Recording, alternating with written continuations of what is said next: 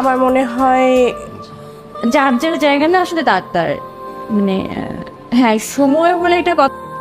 চিত্রনায়িকা পরিমণি নিজেকে অনেক বেশি একা একা মনে করছেন। শুধু তাই নয়, এই একা একা মনে করে যেন কান্নায় ভেঙে পড়ছেন এই অভিনেত্রী। হঠাৎ করে কি এমন হলো তার সাথে, কেন তিনি কান্না করছেন, কি ভাবতেছেন এই চিত্রনায়িকা, কি বলছেন তিনি, এ বিষয়ে জানতে সম্পূর্ণ ভিডিওটি দেখে সঙ্গেই থাকুন। ঢাকায় চিত্রনায়িকা পরিমণি সিনেমার চেয়ে ব্যক্তিগত জীবন নিয়েই বেশি আলোচনা সমালোচনার জন্ম দিয়েছেন। তার বিয়ে থেকে শুরু করে পরকীয়া বিচ্ছেদ এসব কারোই অজানা নয়। তবে সবকিছুকে ছাড়িয়ে নিজের অভিনয় দক্ষতা দিয়ে দর্শকদের মনে জায়গা করেও নিয়েছেন এই অভিনেত্রী। এদিকে পরিমণি সামাজিক যোগাযোগ মাধ্যমে এক আবেগঘন পোস্ট দিয়েছেন, যেখানে উল্লেখ করেছেন যে নিজেকে বড্ড একা লাগে, এতিম লাগে।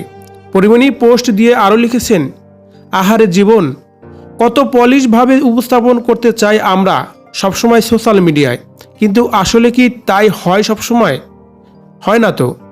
এই যে আমি, কত অসহায় লাগে আমার নিজেকে যখন একা একা খেতে বসতে হয়।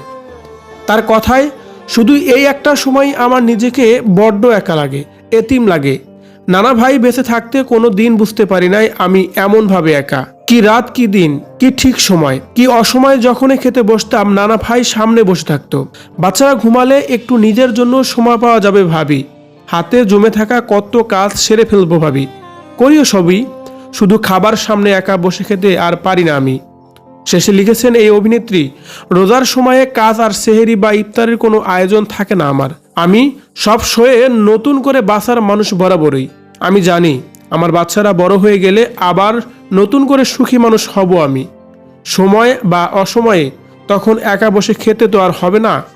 এভাবেই কথাগুলো বলছিলেন চিত্রনায়িকা পরিমণি।